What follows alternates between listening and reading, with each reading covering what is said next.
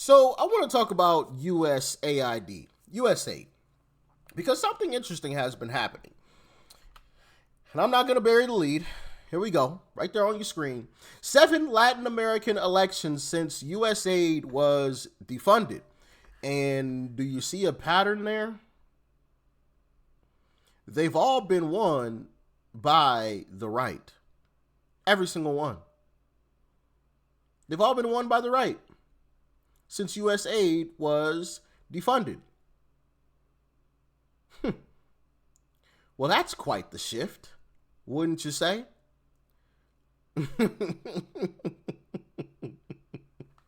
Since USAID, since USAID has been defunded, that is quite the shift, right? Crazy. By the way, the right is the blue, okay? The left is red. I know it's backwards, so it's a little confusing when you first look at it, but yeah, absolutely beautiful. And another thing is, I'm happy that USAID was shut down because they were blowing our money on some of the most crazy things in the world, including laundering it. I mean, there's no other way to put it.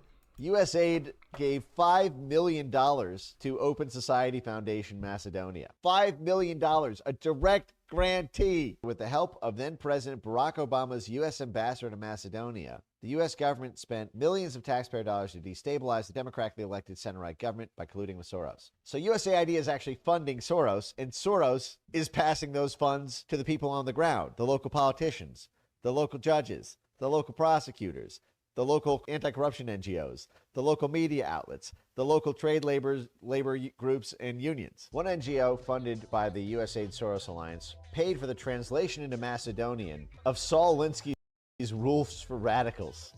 So USAID paid to have Saul Alinsky street protest handbooks printed. How funny is that?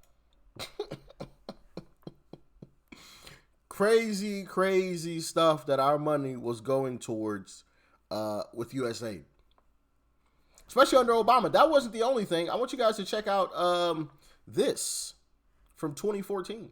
I believe this was from 2014.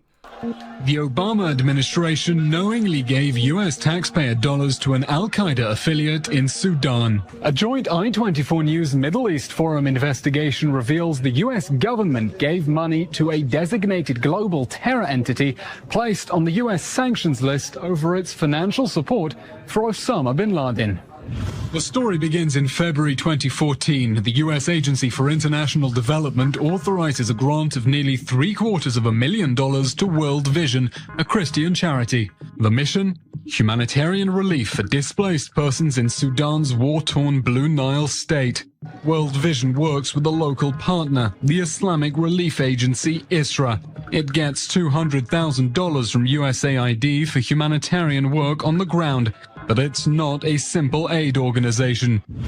10 years earlier, ISRA was designated a global terror entity by the administration of George W. Bush, blacklisting the whole global network of the Islamic Africa Relief Agency, aka the Islamic Relief Agency, or ISRA, accused of giving direct financial support to Osama bin Laden and labeled a former affiliate of Maktab al-Khidamat, the precursor of al-Qaeda. ISRA also accused of serving as a funding conduit for Hamas, raising money for terror attacks in Israel. Check the U.S. sanctions list, and the Islamic Relief Agency is there.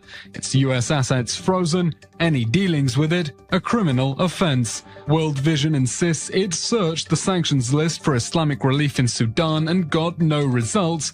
It's listed as based in Missouri. Oh, these sneaky folks, man. Boy, I tell you. Sneaky folks. And you know, when you think back to when Elon Musk was participating in Doge, and you had all of these Democrats kicking and screaming, and a lot of these cities were being overrun with protests all over the darn place. Now you understand why. Here's another reason why. Let me pull this up really quickly.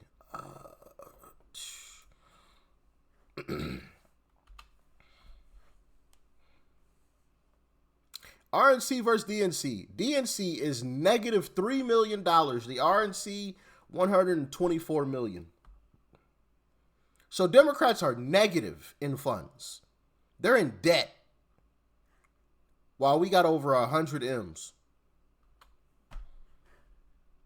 But the same Democrat Party was just bragging about how much money they were fundraising when Kamala Harris was running for president. Just had a record day.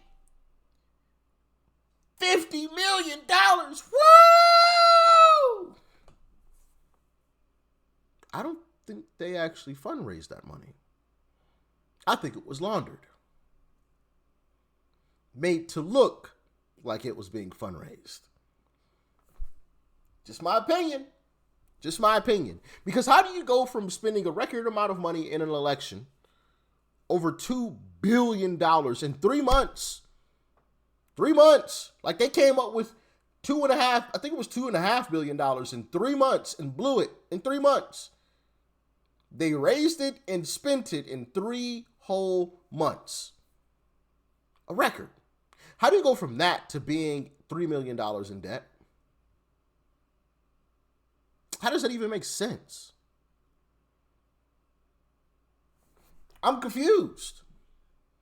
You know, they're so good at fundraising, right? Where did that go? You know, Act Blue is under investigation. You know, their fundraising portal. And USAID is completely shut down. And now all of a sudden they have no funds?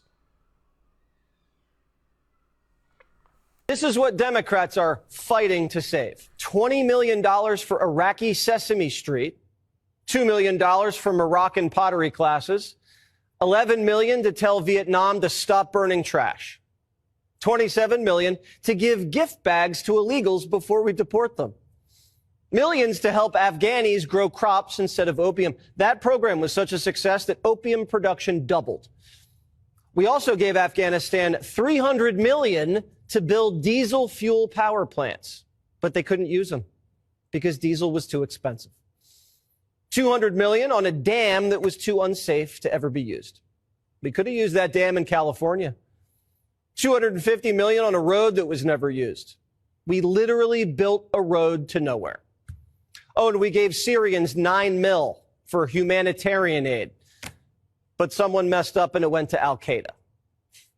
$1 million for bat research in Wuhan. That equates to $1 million for each dead American. USAID was funding Fashion Week in Paris.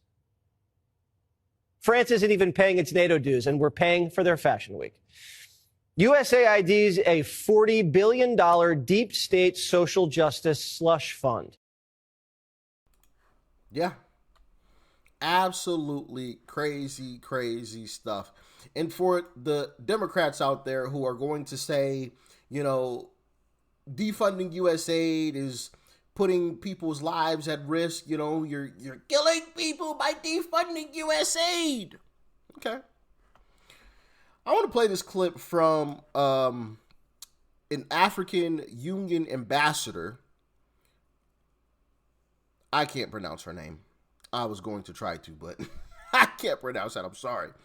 But I want you to take a very close listen to what she had to say about USAID. Check it out. We need to understand the real reason why USAID is in Africa.